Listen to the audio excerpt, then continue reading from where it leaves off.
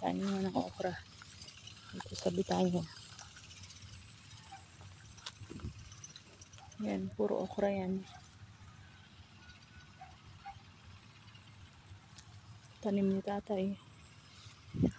Baka dito pa lang siya makakabili ng rice.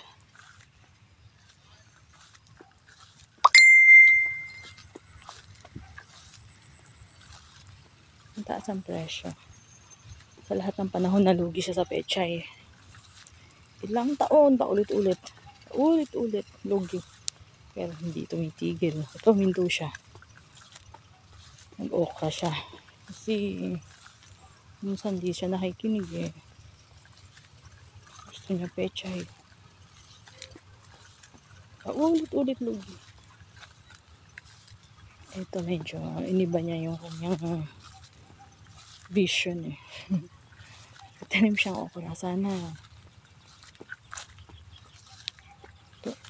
tumaas ang price o hindi magbago. Mataas na yun eh. Ayan. Ayun siya. Si Father Deal na masipag. 68 years old. Masipag.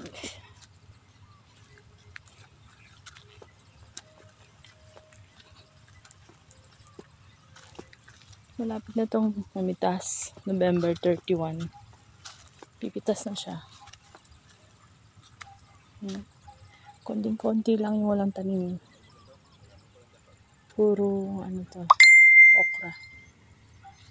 Si tatay, ang aking ama. At si mami. Sumusunod. Ito ang kanilang gawain sa bukid. Ayan. Ang paligid ginagayak para taniman ng sibuyas.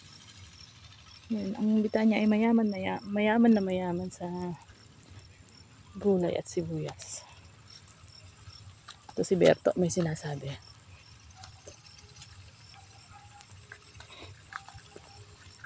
Meron? Nakuha raw siya ng talbos ng kamote. Huwag na. Baka na-sprayan yan eh.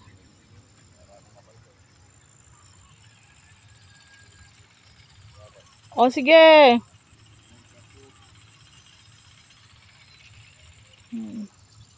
Yung malinis na nakikita nyo na yan. Na walang tanim, walang damo. Piniprepare siya para taniman ng sibuyas. Sobrang luwang dito. Ayan. Ito kasing okra na to. Kaya okra ang tanim. Wala nang puhunan. Si tatay. Ito kasi maliit ang puhunan. Pag tinamnan to ng sibuyas, ang puhunan nito nasa 100,000. Pero itong okra, itong buong ito, mamumuhunan lang siya ng 5,000.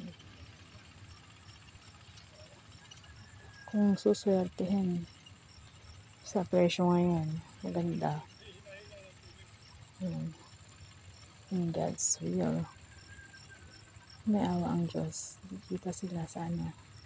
Kasi magang panahon silang nalugi sa pechay. 3 years sunod-sunod.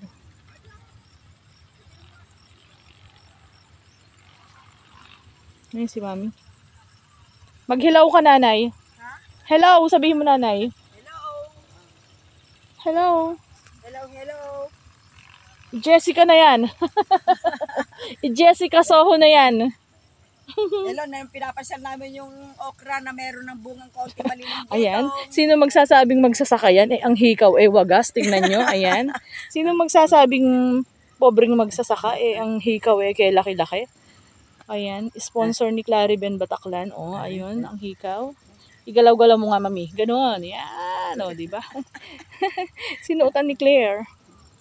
Ah, diba? Sino magsasabing mahirap yan? Eh, nakahikaw ng bonggang-bongga. Ah. Pa! Ganon. Ayun ang kanyang boyfriend, si tatay. Nagpapala. Ayun naman ang aking jowa. Nangunguha ng talbos ng kamote. Ayan. Ayan. Oh, sige. Thank you guys. Sabihin mo nanay. Thank you guys. At marami kaming aanihin. Sana tumama kami ng okra, na may pambili kami ng 3 kilong Oh, bigas, see tsaka what? ulam. Oh, di ba? Na sa araw-araw paghihirap ayan, kahit pa paano mag-aani, nalugi kami ng petsay na butas-butas. Ayan. Oh. Yung bagyo, nasira. Ano yung nasira ng bagyo? Ala naman nasira yun. yung bagyo, ano lang. Puro nabuhay naman itong okra. Ayun, oh. Sige na, oh. Nakaligtas po sa bagyo. Mag-thank you guys ka na. Thank you guys. Bye. Kanyo. Thank you guys. Thank you sa Lord, kay Lord, at hindi po kami nabutan ng pagbaha dito sa Betania, hindi nabaha. Kasi pag bumaha ng malakas, lubog ang Betania, sira lahat po ang aming gulay. Sa awa ng Panginoon ng pagdadasal, dininginig po yung aming panalangin na wag po dito umabot yung bagyo. Di baling ulan-ulan lang po, kaya maraming salamat sa Panginoon. Bye guys. Thank you. Sabihin mo nanay. Bye guys. Thank you po. Thank you po sa inyo. Oh, flying kiss. Chup-chup mama. Chup-chup mama. Oh, di ba ang ganda ng nanay ko? Thank you guys.